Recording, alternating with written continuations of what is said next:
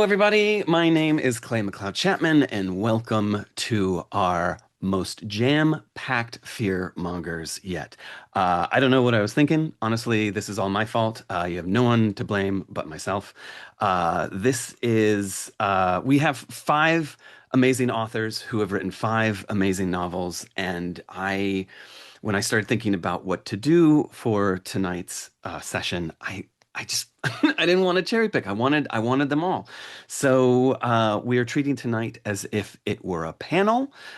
We are going to dive in and speak about these books because I want these authors to do all the talking, and I just want to shut up and listen.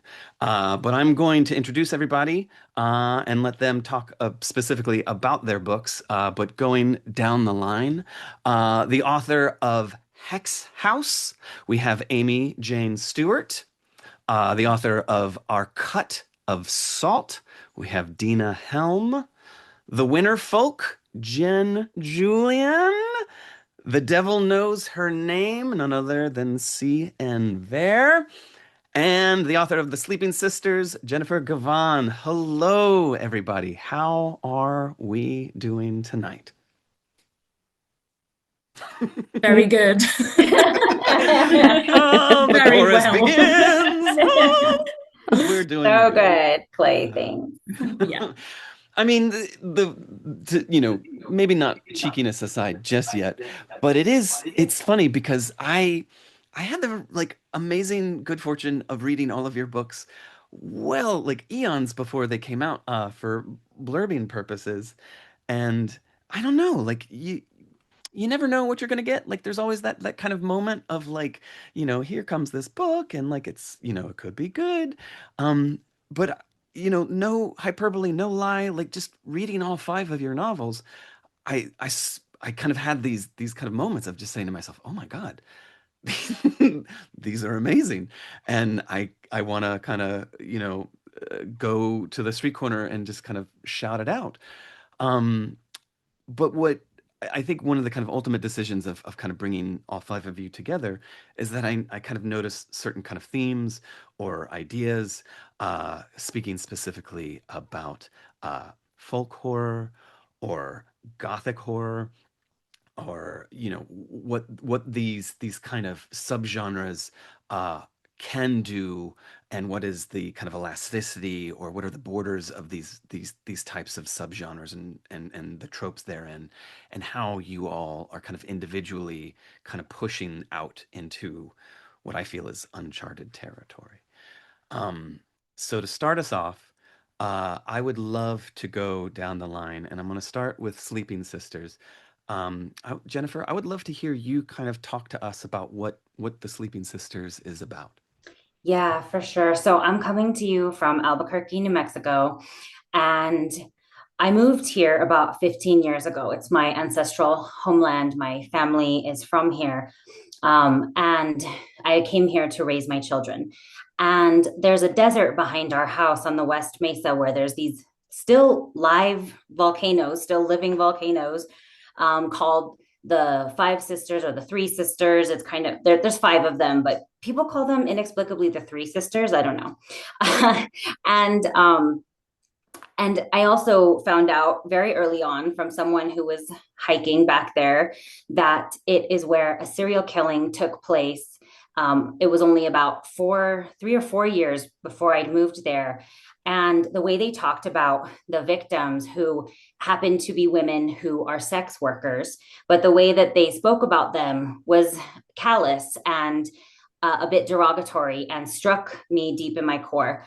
And so I've been here raising my kids and writing all that time. And over the past few years, I have tuned in to what I feel are the voices of those who have been victimized and especially women and girls in the city around me and in the desert around me. And writing for me is like a very spiritual practice. And I light my candles, I say my prayers to my ancestors and to spirit, and ask to be a channel. And I kind of had sworn in the past that I wasn't going to write a serial killer book. Like I just had that in my mind. I don't know why.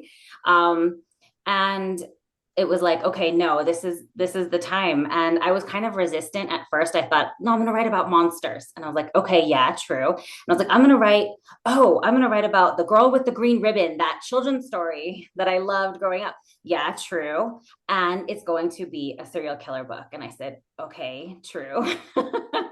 And so it's all of those things. It's myth, it's detective noir fiction, it's literary horror, unreliable narrator, like all somehow miraculously woven into this monstrous mama of a novel, as I call it. So very Uh, exciting. I hope readers love it as much as I ended up loving writing it. it is a monstrous mama. I love it. It is miraculous how these things kind of all come together, right? Like you have all of these kind of disparate ideas and themes, and they kind of like blend together and become something new, something kind of uncharted.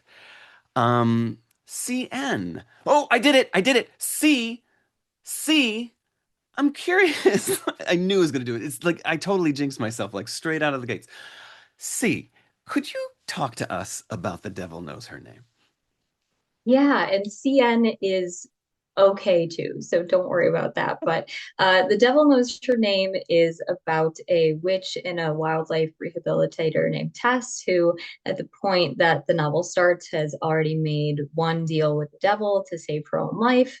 And since then, she has just really prized her peace and her anonymity and has just built a wildlife sanctuary that is sort of insulated from the effects of climate change and sort of, human influence with her magic. And towards the start of the novel, she finds a fawn who has a full set of teeth, despite only being a few days old, and ate her way out of her mother. And so, the point that she discovers this fawn and it comes into her care, her peace and her anonymity is gone, and she finds herself reaching for darker and darker powers and possibly making another deal with the devil, just to keep everything that she loves safe. Um, so one of the things that I really wanted to do when I started this was to write a book that was set in a place like where I live and have lived. I had found myself constantly writing novels set in cities where I've never lived. And I was like, why do I keep doing this to myself? I'm doing a disservice to myself and to the cities. Like I have, that's not my lived experience. So that was a big part of the impetus for this. But it just was also, it was a big tangle of things, my anxiety about the state of the world in many ways. And in 2022, when Roe v. Wade was overturned, Tess's fight to sort of maintain the boundaries of her land started for me to feel like, a greater conversation or a metaphor about autonomy. So yeah, that's The Devil Knows Her Name. It's out in August, and I just have to say real quick, I'm so excited and delighted to be here with like the majority of the top 10 of my TBR, which, is looming over me and will hopefully not like cascade down upon me and kill me in the middle of this panel. So thank you so much for having me. Oh, the towering TBR. It's only gonna get bigger. I mean, honestly, like oh well, I'm gonna keep singing you guys' praises. But yes, all of these should be read, and they should be read next. But watch out for fawns because I swear, after reading The Devil Knows Her Name, I was like, never petting another deer ever again. No, no, no, no. Jen, um, it's funny. I feel like I want you and C to kind of have a sidebar conversation because both of your books kind of have this kind of Appalachia. Uh, Unsettling deer. yes. Jen, can you talk to us about the Winter Folk? Sure. First of all, thank you so much for having me. I'm just real excited to be here. But yeah, I can kind of start out with actually what Jennifer said about like place being an influence on the project. For me, like I moved to Appalachia. I'm not actually from Appalachia. I am from the South generally, like Eastern North Carolina, more specifically.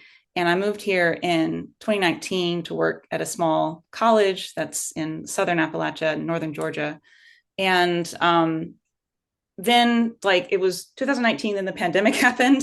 So I had one normal semester and then a semester where everything just kind of like fell apart. But I got to kind of form a really intimate relationship with this place. And when I was going back to work, I was driving like to and from work, and like this really beautiful, like densely forested mountains. So it is definitely like the kind of place where it feels almost mythical. And so I kind of had started conceiving of the winter folk through that. Was frustrated with my job, with my work, and then also like was really influenced by this place, these woods. But I've always been really interested in folklore, and so the winter folk is, I think of it as kind of like a contemporary dark fairy tale and a portal fantasy, and also a kind of workplace horror. So it's about this young woman named Moth, who is a college dropout. Like she tried to kind of leave her hometown in Appalachia, and was not successful. And so she ends up kind of in a place of desperation, taking a job from a the Deer Man, who is a kind of mysterious forest entity. So it's playing off of this like this convention of like a deal with a fae. And so she agrees to work for the winter season at this place called Deer Haven, which is this kind of amorphous lodge in the mountains where these guests that are somewhere between fae and like eldritch horrors come to spend the winter. And so yeah, it's her. It's actually a retrospection. So she's kind of thinking about her experience working 3 consecutive winters, and really longing to find the place again and come back. So yeah, I had this idea of a place that is somewhere in the kind of terrifying, dangerous, will kind of take advantage of you. Like if you make a deal with these entities, you're going to be at a disadvantage inherently.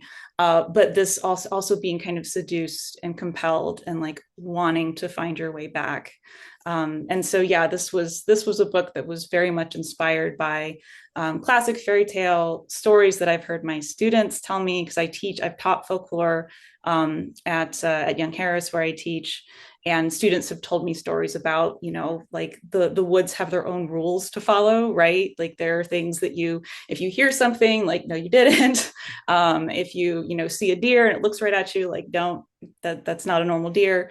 And so I was very much inspired by some of the stories my students were telling me, and just like classic kind of fairy tale, like dark fairy tale conventions. Total sidebar question then, because I'm kind of curious now about pandemic hits, everybody Mm-hmm. quarantines, but you have Mm-hmm. this beautiful mountain range right in your backyard. Like, Oh, it's gorgeous. were you able to just kind of wander out and, stay Yeah. outside while all the rest of us were inside? I mean, some of the trails, like we were told not to go up on the Appalachia because I'm not that far from the Appalachia Trail. And there were some folks that were like, it was getting crowded because that's what people in Atlanta were doing. Like, Yeah. rather than obeying quarantine rules, they were just all coming up here. And so people they were contracting COVID like on the trails. Oh my But God. but there were some places that were more isolated. Like there's a really cool trail nearby called Jackrabbit, and I would go and walk there a lot and would often like never run into a person. So there were some safe ways to get outdoors, but also some ways that was causing a problem. Of all the places I assumed never to get COVID, it would be. Yeah. But there you go. Everybody Um, had the same idea. There's just like a mass exodus up to the mountains. oh my God. Deena, I'm really eager to hear you talk about Our Cut of Salt. I know this book doesn't come out until September. Forgive me for dragging you into this conversation so early, but let me be your warm up to for the rest of the press junket that you'll be going on. Can you tell us a little bit about Our Cut of Salt? Of course. And thank you for having me. I'm happy to be dragged anywhere really. Um, Done, done. I regretfully don't have any weird deer in this book though. So I'm really sorry to break that streak. But yeah, Our Cut of Salt is it's about 3 generations of Palestinian women and a haunted house in Haifa that binds them all together. And it's kind of an exploration. It started as an exploration of like what gets passed down from generation to generation, and especially what gets passed down through the places that we inhabit. Because we leave so much of our lives in a place, and when that place is stolen, what happens to the houses that are forcibly like left behind? So it follows the third generation, mainly Marina, as she kind of discovers that there even is a house in the first place, and the secrets kind of behind it, and why everyone in the city of Haifa seems to be so scared of it, or just so ignorant of it. And it kind of, there's like secrets that kind of unravel, and there is a pretty big conversation about like our secrets even um, are they secrets just to have, or are they secrets to protect future generations from like the trauma and pain that previous generations went through? And what the price of that really is. Like, what's the price of digging into the past and kind of discovering what it is that your grandparents went through, your uncles and aunts and whatever. And so I think like Marina goes through like a very big journey with a lot of that. And there is also, of course, the house itself is sentient, because I don't think I could have asked the question, what do the houses remember and what do the houses feel, without giving the house itself a voice in all of that. Um, because I think there are a lot of like what, scars settler colonialism leaves on the land itself. It leaves on the people itself, it leaves on the land and the houses themselves as well. So, yeah, it's kind of just like this exploration, and there's a tie-in with all three generations of women and trying to understand one another as they also kind of try and understand the house, and all of the secrets that they're all kind of keeping from each other. Um, but yeah, it does not come out until September. So Fawns or not, I feel like I've got this kind of red thread corkboard of notes and annotations for all of these books, and it's like I, hearing you kind of speak about the house itself is a perfect segue to talk to Amy, because I feel as if, not to step on your toes, but like the house at the center of Hex House has Yeah. a certain kinship with our cut of Yeah. salt. So I'll be really curious to hear you speak to us about Hex House. Yeah. I see what you did here, Clay. There's lots of threads here. I see Oh, what you you're see the doing. red threads? They're all coming Yes. together. Yes. And I'm really excited to be here as well and to hear about all these amazing books. Yeah, TBR is growing and toppling and falling over. But Hex House is kind of the first idea came from an old folk tale here in the Scottish borders where I live. It's kind of a strange place, the borders, because it's between England and Scotland. It is Scottish, but traditionally people would just travel straight on through on their way to Edinburgh. Like it's not really a place where people would stay. So it's retained quite a lot of traditions, and in places it's quite insular and quite strange. And it's kind of full of these liminal spaces and woods and really wild, unexplored places. And there is this folk tale about a 13th century lord who went and sat under a tree one day, as you do, and got stolen away by a fairy queen for 7 years, and then came back and he had the power of prophecy, apparently. And there's lots of kind of landmarks that are associated with this tale all over the borders. And I just found it really interesting because I thought, where did he go? What happened? And why did he return in this way?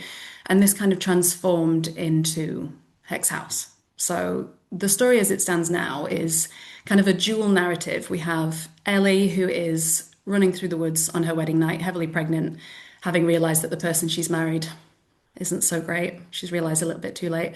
And she stumbles upon Hex House, which is a sanctuary for women that can only be found if they need it. Anyone who doesn't need it just sees a tumble down house in the woods.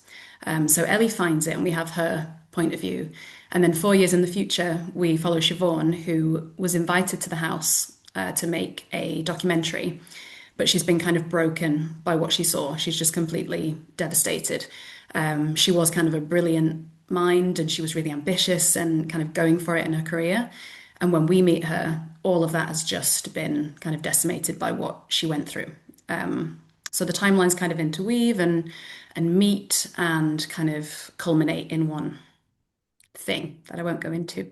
And the idea also came from, I wrote a short story in 2018 that was called Wolf Women.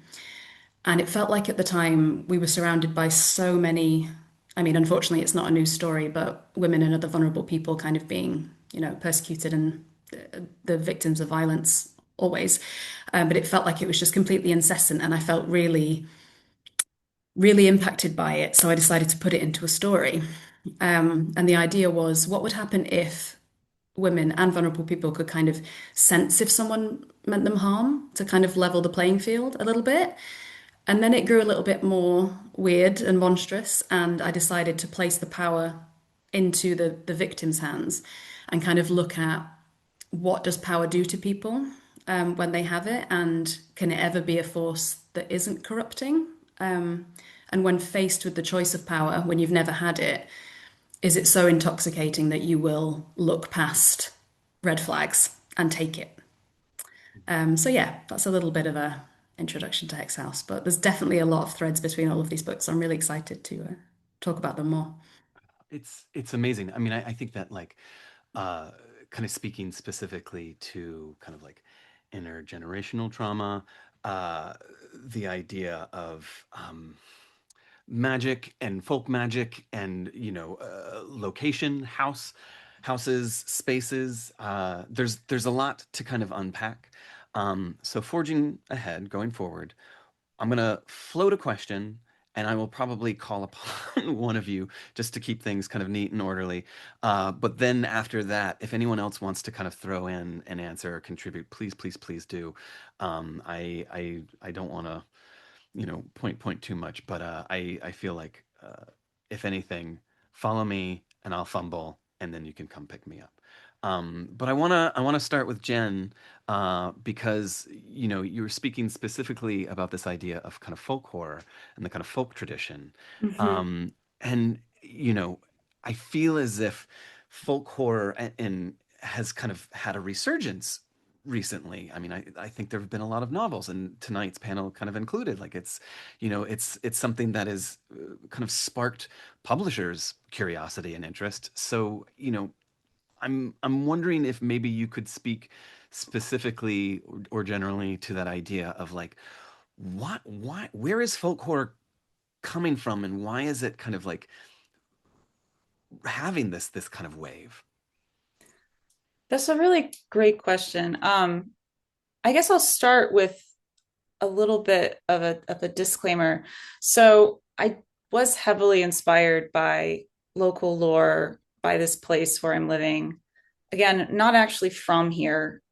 So one of the goals that I had setting out to write the Winter Folk was not to, because Appalachia is a place that I think is kind of nationally misunderstood and often maligned, and often kind of ends up being like either a victim or like a scapegoat, like politically. And so I didn't want to produce a book that was like, this is the true folklore of Appalachia. Like, this is the real story of like the magic in the mountains. The Winter Folk are very much interlopers.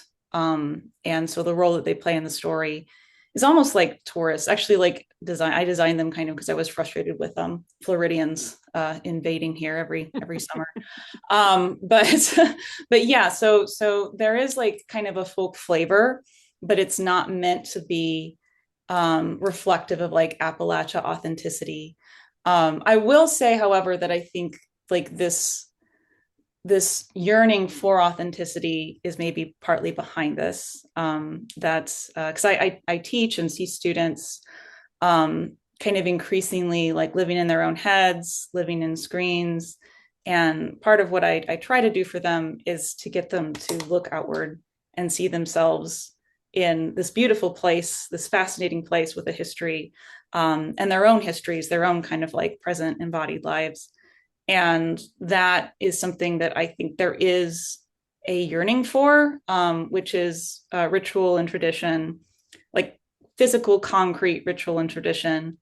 And then also like a recognition of kind of the power of place, like physical embodied place, and the fact that like we can kind of fantasize about escaping through screens and living virtually, but there is an immense kind of power in the physical, right?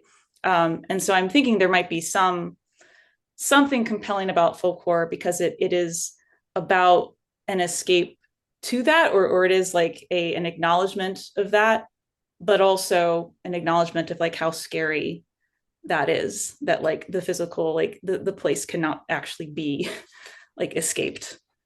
If that makes Right. sense. It does. It does. And it's, I find it interesting because like a lot of uh, the novels here tonight kind of speak of this kind of, you know, there's a lot of technology, modern technology, whether it's kind of found footage or whether it's kind of like speaking to people on their phones, but this kind of return to something, this like Mm-hmm. let's kind of strip away, and but we're not kind of educated in how to either Right. embrace or experience or partake. There's a connection that's been lost, and I think that we kind of sense that, and it's like we're longing for it, but it's also kind of scary. Yeah, can I add on to that? Because I really agree. And I think that sometimes when things are really uncertain externally in the world, it can be a comfort to return to old stories. Because I think the kind of foundation of a lot of folk horror is really old stories that have been told orally or they've kind of been changed and passed on through time. And I think it can be tempting to have a kind of nostalgia about that. But then I think where the horror element comes in is like, it isn't that perfect and it isn't that cozy. And like you said, the world, the kind of natural world is just as terrifying as, if not more so, because these things are uncanny and they shouldn't be able to do the things that we are writing that they are doing. So I think that sense of an almost coziness being undercut by horror is really effective because it makes each thing more itself, if that makes sense. It throws into relief what each thing is. So it can be really even more unsettling than other forms of horror, I think. I don't know what anyone else thinks about that. I think that is I was going to go the opposite direction from the comfort, actually. Although I wholly agree with what you said, but the angle that I'm seeing that I'm wondering, I think at least was present for me with folk horror, and I wonder if this is feeding into the resurgence a little bit, is I think folk horror is so tied to like the small town or the small community. Um, where unlike a city, you are supposed to know your neighbors. And not to say that you don't in a city, but in a city, you're aware that you're one of so many. Um, Whereas in a rural or small community, that's not the case, and the expectations are different, I think. And so I feel that not just in the US, but like particularly in the US, maybe, this sense of like, do we actually know our neighbors?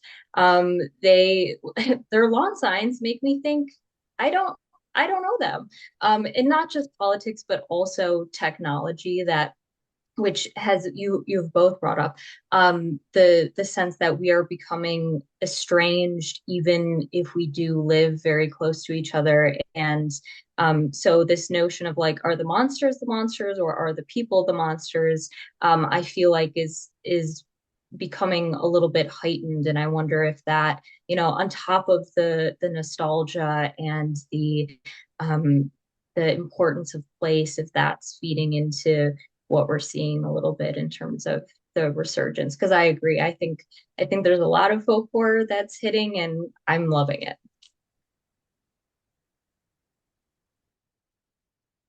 Deena, I'm not going to put you on the spot, but I did see your mic go off for just a second, so I wanted to throw it out there to you.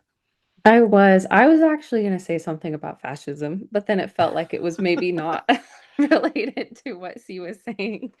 I was gonna jump off of what Amy was saying about how um, going back to those old stories feels really tempting because it feels really nostalgic.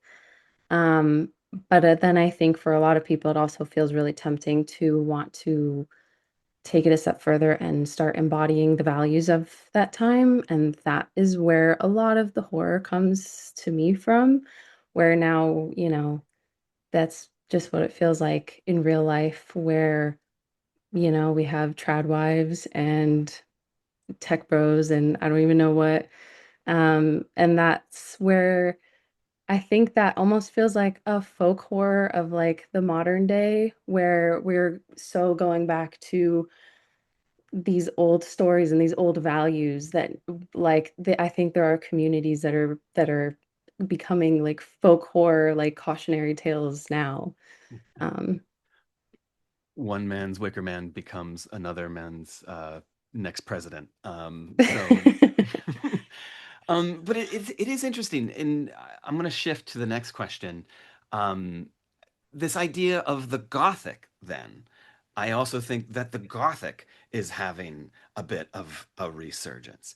But what I find, and I haven't put this to the test, so I could be really wrong, but it seems as if the Gothic is getting more entrenched into very specific regions and very specific cultures, where before it used to be the castle on the hill, and it could be, and pick your more anymore.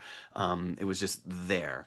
But now, I mean, I think with the Sleeping Sisters, you could, I mean, it's been even pitched as like what, like Southwestern Gothic, like it is.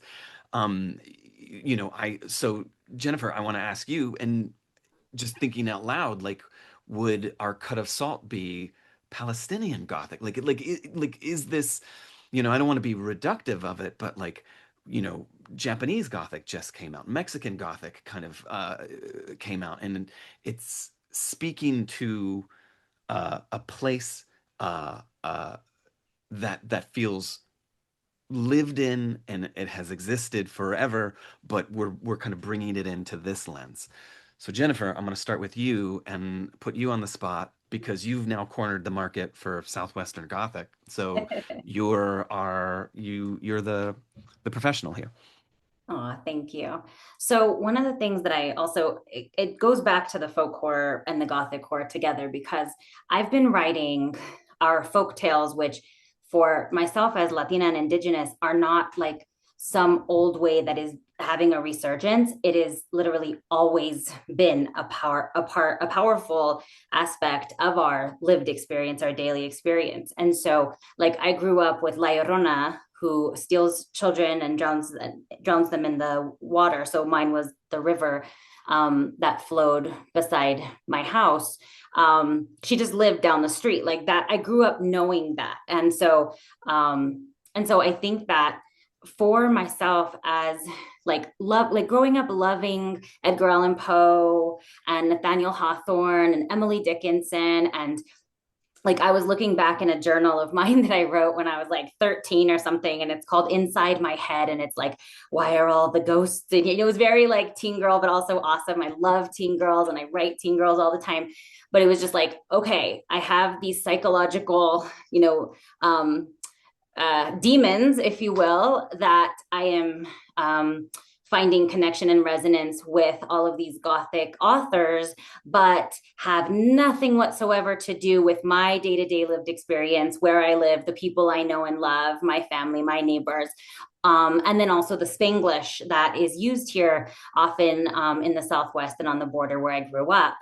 And so it was very natural for me to write that lived experience, and also to say, I want Latinas and Indigenous women, brown women to see ourselves in these stories.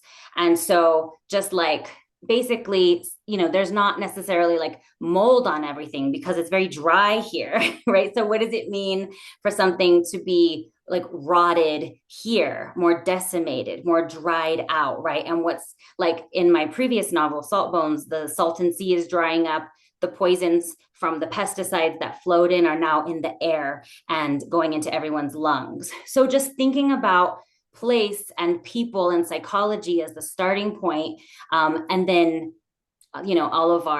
um, all of our outward monsters and our inner psychological monsters, right, are then meeting there, converging there.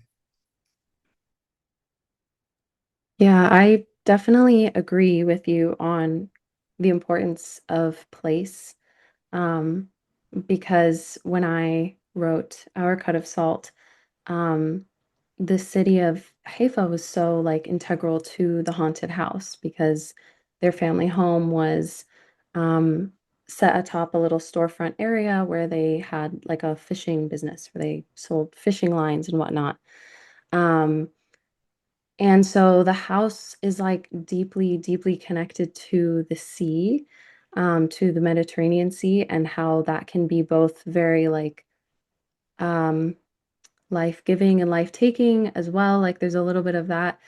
But it's so deeply rooted in the place because I feel like part of the allure of the Gothic genre is that you get to like go explore this very like old Victorian, like it's just this house and it's got such like vibes.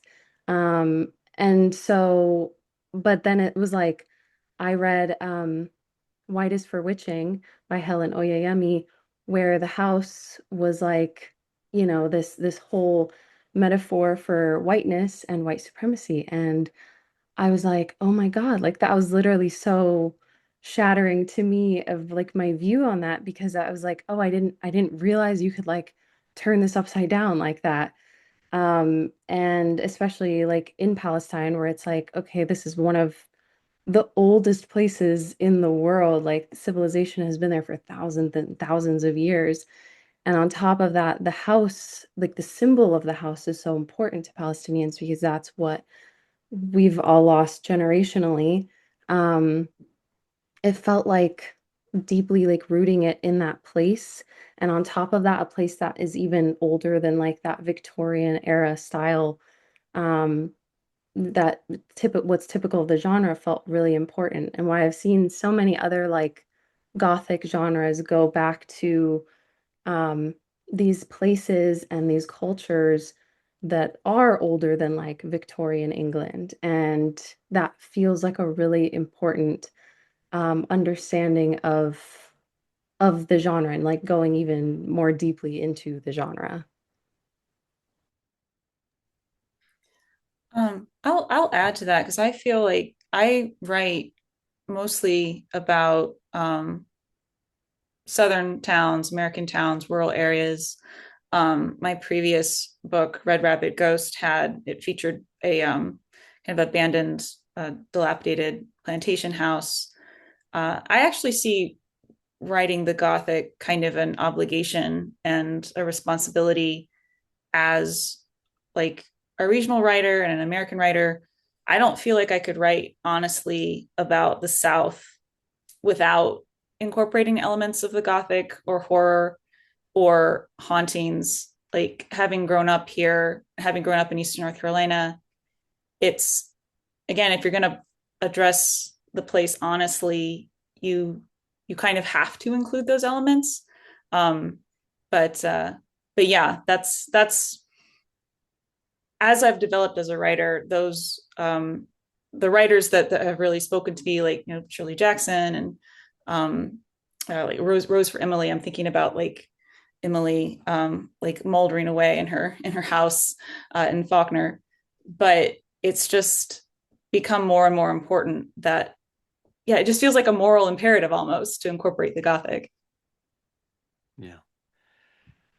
C, I want to shift to you because what I find interesting about The Devil Knows Her Name is with a lot of the other novels on the panel tonight, it's either a family member or someone kind of outside, not outside, but within the kind of scope of the story, kind of dealing with this force, whether it's supernatural or otherwise. But your protagonist, your main character is ultimately one of the supernatural forces at play here. and it's how she uses these powers, her abilities, in order to kind of defend, protect her home against this encroaching kind of real world kind of the things that are outside are now kind of coming in. And I find that a really kind of interesting reversal of whether you want to call it the old against the new, the kind of archaic against technology or advancement. Um, so I guess my floating question that you can adjust and evolve however you want, but like, how is it that you kind of used the folk horror, the kind of the archaic, the magical, the supernatural, and use that as the kind of like defensive measure against the new? So I guess in my mind, it wasn't so much about the new. I think it really sprang out of something that Amy referenced previously, which was this idea of leveling the playing field. So, a lot of the magic in this book for me sort of arose out of having an evangelical background and like the fears that were associated with that, and wanting to explore the things that had always kind of been presented to me as things to be afraid of. And when I was in college, I took a lot of classes that ended up like alluding to um, women's political power throughout history being very tied to their magic. And so for me, witchcraft, like beyond having this allure of being so forbidden and um, so potentially harmful, from obviously the perspective of one tradition, it was for me just so tied to women's power. And so I wanted to, very similar to what Amy was saying, really kind of take the power and put it in the hands of the traditionally victimized and sort of see where that took her. So I think it was a little bit less about the new, and I think Tess is not necessarily opposed to progress in and of itself, but like she would be very careful with it. And like she had, she'd want to see it go down very specific roads, and that's where she's finding opposition in her community. Um, so I think that for me, the magic really was again about that sense of leveling the playing field and giving her a way to fight back. Mhm. What would you call, if it's not the new, is it, what is it? Like, what is that, the thing that's on the horizon? Is it, I don't want to give away anything from the book, but it feels like a force. There's the devil and he's a charmer, but like, what is this thing if it is not progress or patriarchy? Like, what is that thing kind of coming down the block that's taking over the cul-de-sac? It's definitely patriarchy, which I would say is like the opposite of progress. So it's absolutely patriarchy, but I feel like for her, it's almost um, it's it's really that she does want to push into a new frontier, and she's afraid of going back. She's afraid of, in speaking to what Deena had mentioned about what is passed down, like the thing that she rejects most often is the fear of her mother and grandmother, like the fear that they had about being discovered, about sort of men in general. And so I think she actually is pushing toward a new paradigm, and it's the old that she's fighting against, this long history of victimization. I'd love to add a little bit here, since generational trauma is my jam and what I tackle most. with my horror. I didn't actually know that I was writing horror to begin with until everyone told me how scary it was. And I was like, oh, yeah, okay, it makes sense. But so that happens a lot for my protagonist, Fortuna, who is connected to this ancient deity named Coatlique from my Mexica culture. And but that Gothic comes in because she's not sure if if it's a blessing or a curse. I mean, she really just sees it as a curse. Her mom brought it down to her as a curse, told her it was a curse that went all the way back in their bloodlines. And so she's sure that it's coming for her children. She has a son and a daughter, both teenagers, and she's terrified not only that it will come for her daughter, but that it will come at the hands of her son. And so it's really there, like with patriarchy and patriarchal violence. And like I've been reading a lot. Again, this is a kind of a respin of the green ribbon, about the girl who has the ribbon around her neck, and when the husband insists on pulling it off, her head plops to the floor. And so that ties specifically to Coatlique and her story of being killed at the hands of her children and being beheaded. But I'd also been reading quite a bit about boys and men who, because of like more and more aggressive pornography, are strangling girls and women to the point of real harm to both their physical and psychological well-being. And so this idea of like what boys are learning at a very young age about how to treat women and girls, and how, like, what power do we have, what strength do we have, what tools do we have as mothers and as sisters to really to keep them safe, or protect them against, but also like teach them how to speak back to the patriarchy. And so like I've been hearing with a broken heart about this rape academy in the news, and and I haven't heard really any men speaking on it, and that's heartbreaking. And so like talking to my own teenage son about it, and then trying to see like how what is the role of women in teaching boys and men how to not be violent perpetrators of these crimes, sexual or otherwise.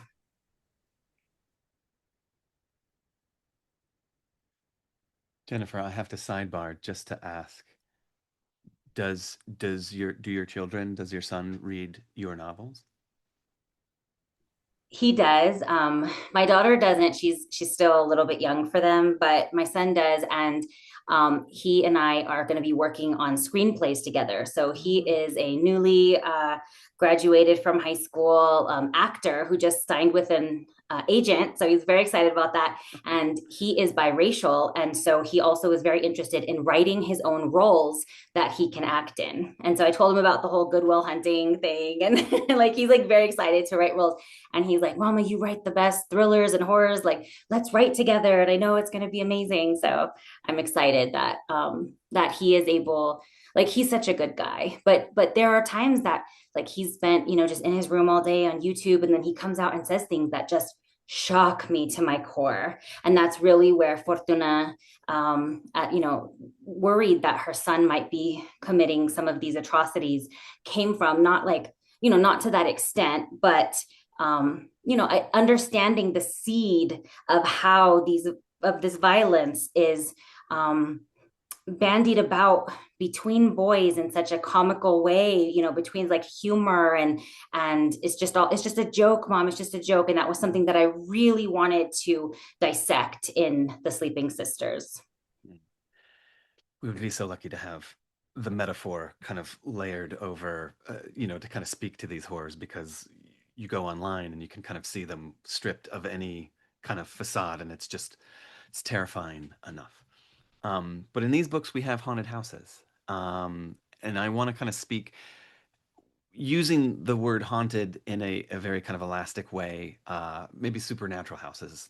Like a lot of the kind of spaces within these books are exceptional in their own way. So I'm going to put Amy on the spot and kind of speak to this idea of like what does the kind of quote unquote haunted house offer you in your book, and how did you kind of push that definition, or that kind of like the blueprints of a haunted house kind of even further. Yeah, I think a haunted house is so effective because it's the house is kind of the ultimate refuge, isn't it? It's a sanctuary from the rest of the world. We fill it with all of our favorite things and our favorite people, and it's kind of where we retreat. And I think if all of that is inverted and it suddenly becomes threatening, that's so much scarier than anything outside because it means we have nowhere to go. So I love taking the idea of this safety and this sanctuary and questioning it. But the house in Hex House is very deliberately very textured and very cozy and quite tactile. And there are just slight hints that things aren't great. There's kind of the food in the cupboards goes off really quickly. There's claw marks on the floor, and there's weird noises, but everyone's really willing to just overlook that because of it's really warm. It's really safe feeling. It feels like less of an immediate threat than the things that these people have run from. So I liked the idea of subverting these kind of domestic visions and making them kind of terrifying. And I think Hex House is kind of a place that is out of time almost. There's no technology there, quite deliberately, because I wanted it to feel like it's been the same for a very long time. So the idea that then filmmakers go in is disruptive from the off, suddenly having a camera in a place where a community of women have been mending clothes and cooking and gardening and kind of doing things that we can trace back to the beginnings of civilization and society. Suddenly putting a camera in there, A, because it's such a marker of 21st century life, and B, because a camera changes how everybody acts immediately because we're all humans. So it either makes people hide or it makes them amplify themselves. So I liked the idea of that being trapped within these four walls of the haunted house. And there kind of being this footage captured and it's kind of replayed at different points within the house and outside, which I hoped would make it feel like that was kind of an echoing as well and a haunting of all of the characters in that way. But I think haunted houses are just so effective because, you've got kind of Mandalay and Rebecca, you've got Hill House and The Haunting of Hill House. And I guess they are quite traditional haunted houses, but I feel like people are doing more and more creative things with them. I don't know if anyone's read, is it Diavola? Diavola? Which is set in a Tuscan villa. So you think kind of like idyllic holiday paradise, but it's the opposite. And it's kind of sun-soaked and delicious, and there's wine and great food, and then really awful things. And I just loved that cocktail because it took the haunted house and it made it really fresh and weird. And I think that's what I've seen more and more writers doing, and I'm so here for it. I think it's great. Oh, I I'll have add to that. Oh, sorry. no, go ahead. Oh, okay, I'll go first. So nope, I think we're kind of circling around like this idea of balancing what's meant to be safe and what's meant to be a haven and what ends up being a threat and what ends up being like something in a state of decay. And Deer Haven's not like a literal haunted house, but I still think a lot. I think about it as a place where the human characters see it as a refuge, like they're displaced in their own lives. They feel like failures in their own lives, and this feels like a place where they can have status, they can belong, and also like they can form a family in ways that their families are very broken on the outside. And so they they kind of like yearn for that, but that yearning and that sort of like vying and competition for a place within the house is what ultimately kind of starts to break them apart and break down the very thing that they wanted. And that, yeah, like that disconnect between like what a home is supposed to be and the fact that for so many people it feels like you can't actually have it, like it's just an illusion. That's something that, yeah, it's just really interesting to me. Yeah, I think the balance of having a house that's haunted, but the house itself being really warm and welcoming, um, I actually think is it's a bit integral, I think, to like the modern haunted house story. Um, because when I wrote my haunted house, I really wanted I mean, it's really like it's a very haunted house. Like it's very murderous. It murders a lot of people, but I wanted it to feel really warm to the main character, um, because she has like a connection to it. And so I wanted to, it was really difficult to strike that balance, even though I think that balance can and is struck a lot in real life. Like I think in Palestine specifically, um, it's it's very easy to love the land and love where you come from while at the same time be incredibly frustrated and angry at like the actual lived realities of what life is like under occupation. Um, and so I think yeah, that was just an interesting like balance to strike of trying to make it really warm and homey and feel like it's like the house itself. Like I wanted the house to feel like it was supposed to be a home, even though it hadn't been that for many, many years. And so it was almost like the house itself was trying so hard to become something that it really no longer was. And there was just all of this like grief and haunting and rage underneath instead now. Yeah, and just to add on really quickly, I think that's so interesting. And if the house isn't safe, where is safe? And I think that kind of brings into really startling and terrifying focus that maybe there aren't any safe, truly safe places anymore. And I think that's a really terrifying thought to reckon with and is probably between the lines of a lot of haunted house stories, in my opinion, anyway. Yeah. Deena, you said the R word. There was a lot of rage in this house. And I I want to ask, I'm going to close up. This is my last question for the night. Um, but I want to kind of speak to what a lot of these books are doing. Uh, there's history.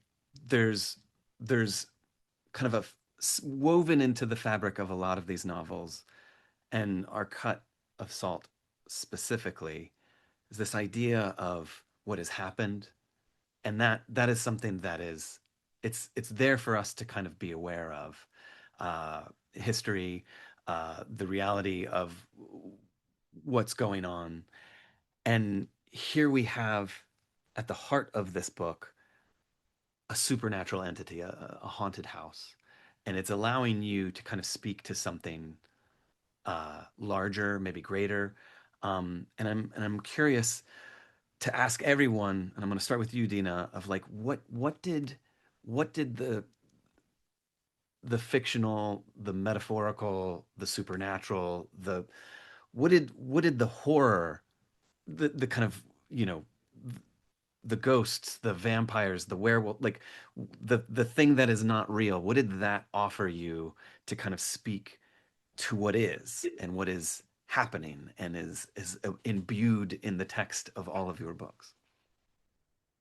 In my very first outline draft, I had a point under themes where I wanted to write about what was evil versus what was actually evil, because the word itself feels like such an amorphous thing that you can't really grasp. The word itself almost feels supernatural. I don't know what evil really is. And so I wanted to use the vehicle of a haunted house, which in most of media is known as being evil, as being something evil, and use that to kind of prop up against the real life horrors and the real life evil, that the characters themselves face.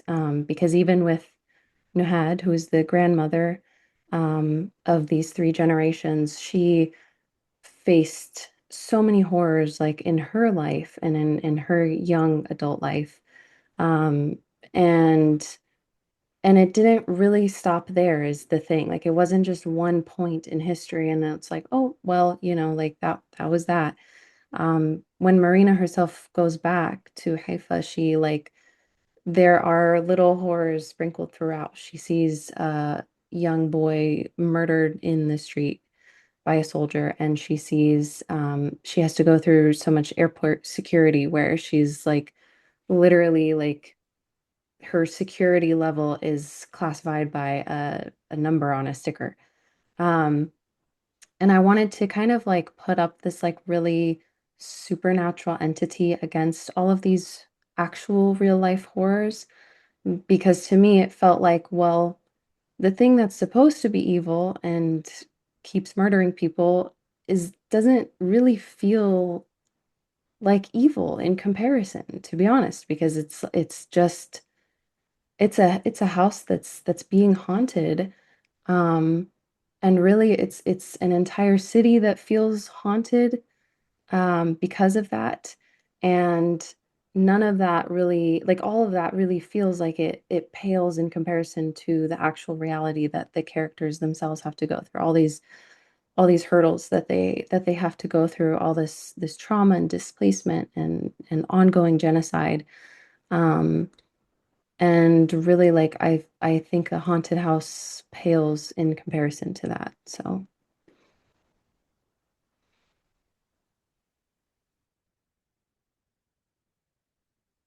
Well, you said it best, Deena. I think you put a pin in it. Um, I can't thank you all enough for joining me. These books are beautiful books. They're terrifying books, but there's something about them that I just haven't they just haven't left me. So having an opportunity to talk to you all about them has been a real treat to me. So I just want to say thank you. Everybody listening, thank you for tuning in. I'm just going to go down the line. Hex House by Amy Jane Stewart came out on April 28th, so it is in stores as we speak. Our Cut of Salt by Deena Helm. It comes out September 22nd, so pre-order that book. The Winter Folk by Julian. It comes out July 21st. The Devil Knows Her Name by C.N. Vair. Carly, for those of us in the know, that is August 25th, and then The Sleeping Sisters by Jennifer Givhan that comes out August 18th. Um, Everybody, I really appreciate you coming on and talking about your books with me. It was so lovely.